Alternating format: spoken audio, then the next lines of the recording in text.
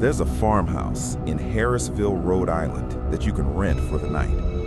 It has 8 acres of land, 14 rooms, and a basement that still makes grown adults refuse to go in alone. People who stay there report hearing their names whispered from empty hallways, seeing figures standing at the foot of their beds, waking up with scratches they can't explain. This house isn't famous because of a movie.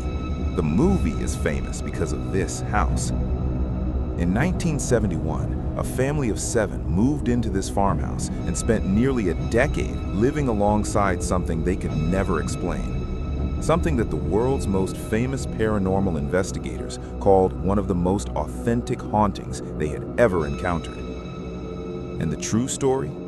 It's darker, stranger, and in some ways, far more disturbing than anything Hollywood dared to put on screen. Today, we're going all the way in. The Perron family, the real Ed and Lorraine Warren, the truth about Bathsheba Sherman, and the moments the movie didn't show you.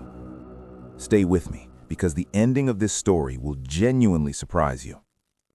To understand what happened in that farmhouse, you first have to understand who the parents were.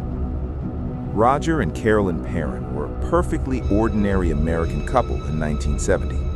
Roger worked hard. Carolyn raised their 5 daughters, Andrea, Nancy, Christine, Cindy, and April. The oldest was 15. The youngest was just 5 years old. They were the kind of family you'd see at a church picnic, wholesome, grounded, deeply loving.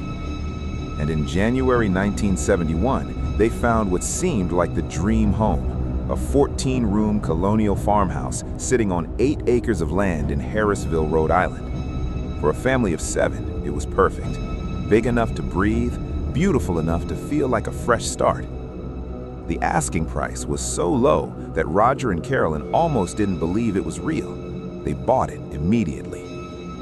And on the day they moved in, moving day, the previous owner pulled Roger aside before getting in his car and driving away for the last time. He looked at Roger and he said, "Leave the lights on at night. That's my only advice." And then he left. No explanation, no context, just those 6 words. Roger laughed it off. Who wouldn't? The first night in the house, the family's dog, a big, loyal animal who had been with them for years, refused to enter the building. He sat at the front door, whining, and he stayed there all night, outside in the cold, refusing to come in. By morning, he was dead, found in the yard, no visible cause. And that was just the first night.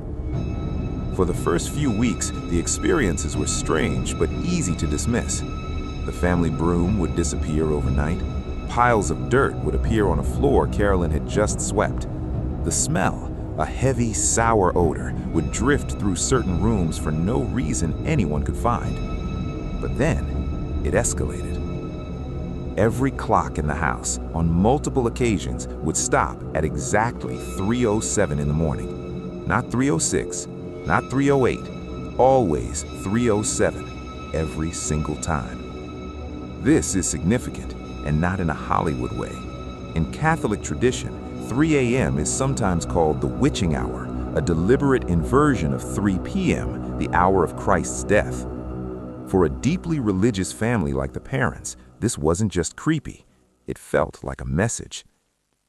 Carolyn would wake with bruises she couldn't explain, marks on her skin that appeared overnight. She began sleeping with the lights on, finally understanding why the previous owner had said what he said. The daughters started seeing things.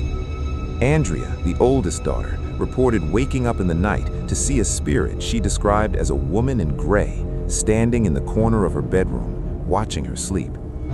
The spirit would stand completely still and then simply vanish. Christine, the middle daughter, reported the most disturbing experience of all, feeling something grip her leg in the night and drag her across her bed. The family began researching the history of the property. What they found made everything make sense, and simultaneously made everything far, far worse.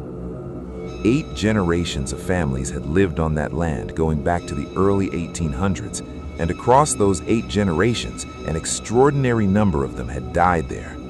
Suicides, murders, drownings, children gone missing, a woman hanged from a tree.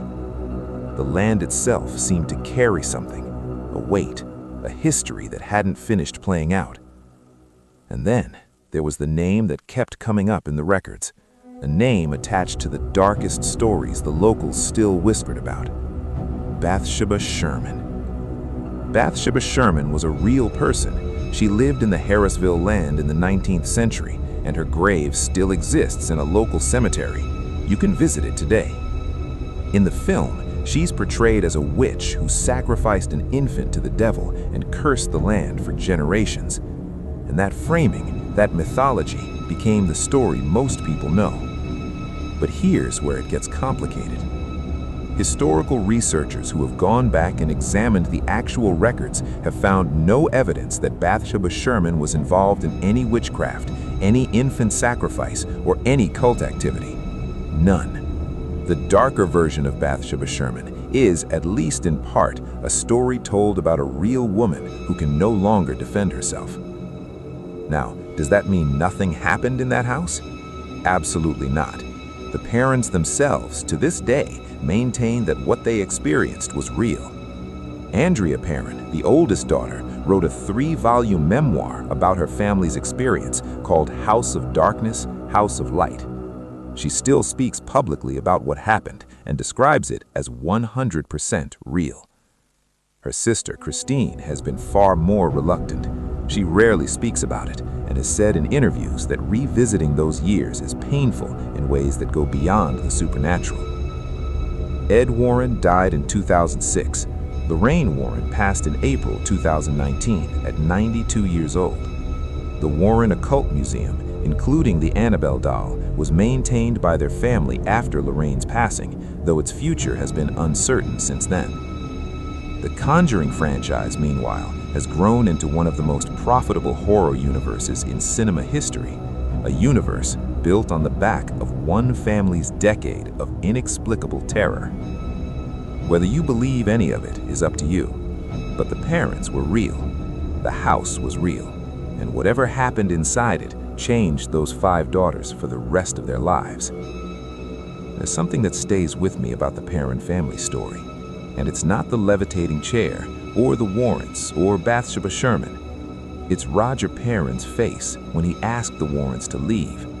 A father, in his own home, completely powerless, unable to protect his family from something he couldn't see, couldn't fight, couldn't understand.